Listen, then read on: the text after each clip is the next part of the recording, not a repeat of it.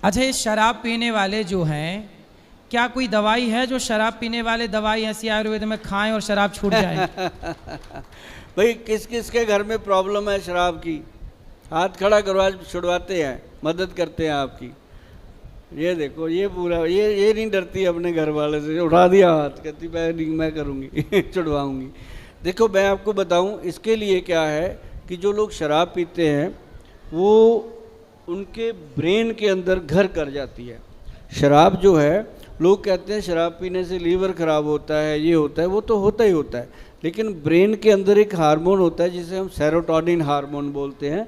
वो हमारे शरीर का जैसे जहाज़ के अंदर या गाड़ी के अंदर इंजन होता है, वैसे वो इंजन का ऑयल है, इंजन का वो ईंधन है, तो उसको कहते हैं सेरोटोनिन हार्मोन। जब दारू पीते हैं हम, शराब पीते हैं, तो शराब से वो हार्मोन वीक होता है। जब वीक होता है तो आदमी रोज़ सुबह उठ के कहता है आज नहीं पीऊँगा, आज नहीं पीऊँगा। जैसे ही शाम को 4 बजते हैं तो लिटिल सा ले लेते हैं, कौन पूछता है, वो इतना सा फिर लेता है, फिर 1 के 2, 2 के 3, 3 के 4 पैक हो गए, फिर ना अपने आप का ना अपने बाप का, फिर खड़बड़।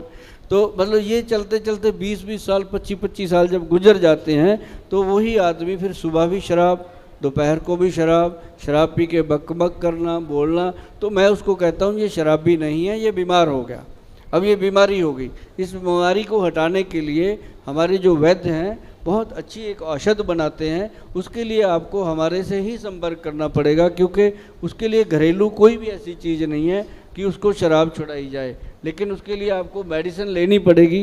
वो मेडिसिन आप कभी भी हमारे जाके जो वेबसाइट है उस पर डाल लेना, आपको मिलेगी और उसके लिए बहुत फ़ायदा होता है। और मुझे लगता है कि आज तक हमने कम से कम ज़्यादा नहीं तो 4-5 लाख से ज़्यादा लोगों को वो दवाई दी है और उसका बहुत अच्छा रिजल्ट है। और वो हमारी कोई ऐसा कंट्री नहीं है जहाँ वो दवाई नहीं जाती, और गवर्नमेंट से अप्रूव्ड है, कोई टेंशन वाली बात नहीं है और उसका कोई साइड इफ़ेक्ट नहीं होता।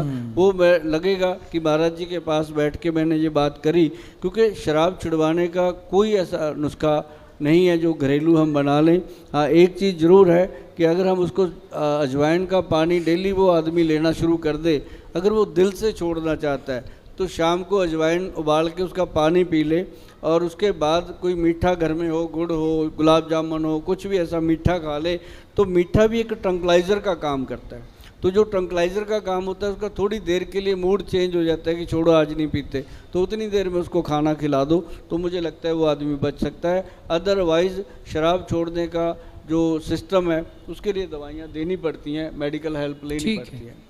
अच्छा, आजकल छोटे बच्चों को, बड़ों को, स्त्री को, पुरुष को ये हार्ट अटैक की समस्याएं खड़ी होने लग गई बहुत ज़्यादा। तो ये हार्ट अटैक क्यों होता है, पहला सवाल।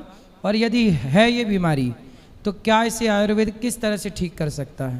हार्ट अटैक का जहाँ तक आयुर्वेद का रुझान है, उसके अंदर सबसे बड़ी चीज़ें जो है, हमारे जो आयुर्वेद ग्रंथ हैं उनमें तो प्रिकॉशन ज़्यादा लिखे हुए हैं। साथ में कहा गया है कि प्रिकॉशन जो है वो बहुत इम्पॉर्टेंट है, हम लोग करते नहीं हैं, ध्यान नहीं देते। बच्चा थोड़ा सा शरारत करता है, कभी उसको चॉकलेट दे देते हैं, कभी उसको आइसक्रीम दे देते हैं, कभी उसको खाने की वो चीज़ तो देते ही नहीं जो उसके लिए फ़ायदेमंद हो, और ज़्यादा से ज़्यादा क्या करते हैं, मोबाइल पकड़ा देते हैं, बच्चा उसमें लग जाता है। तो मोबाइल जो है वो ब्रेन के अंदर केमिकल वैसे ही पैदा करेगा। अब जैसे हम 10 लोग हम बैठे हैं, अपने सामने तीन महिलाएं आ जाएं, एक अपनी बीवी आ जाए, अपनी मदर आ जाए, अपनी बहन आ जाए, और चौथी आ जाए कोई और पड़ोसन, तो हमारे चारों के लिए एकदम नज़रिया अलग होगा। माँ के लिए माँ का भाव होगा, बहन के लिए बहन का होगा, बीवी के लिए ओए चाय लेके आ, ऐसा भाव होगा।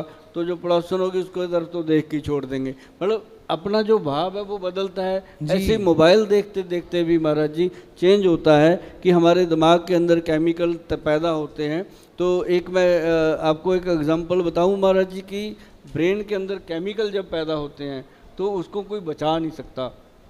आपने भी कभी देखा होगा, लोगों ने भी देखा होगा कि एक बड़ी छोटी सी स्टोरी है, मैं सुनाता हूँ। ये हमारे सोनू जी ने सुनाई थी, शर्मा जी ने लोगों को, कि एक इंसान को फांसी की सज़ा सुना दी गई कि इतनी तारीख को इतने बजे तेरे को फांसी होनी है।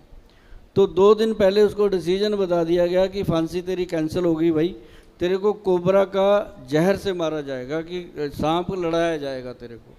तो वो आदमी डरा हुआ बेचारा, मौत के चुंगल में, जैसे मर्जी मार दो भाई, मारना है जब आपने, तो उसके अंदर उसका डर इतना पैदा कर दिया कि फांसी से उतना डरा नहीं था जितना वो सांप के डंक से डरने लगा।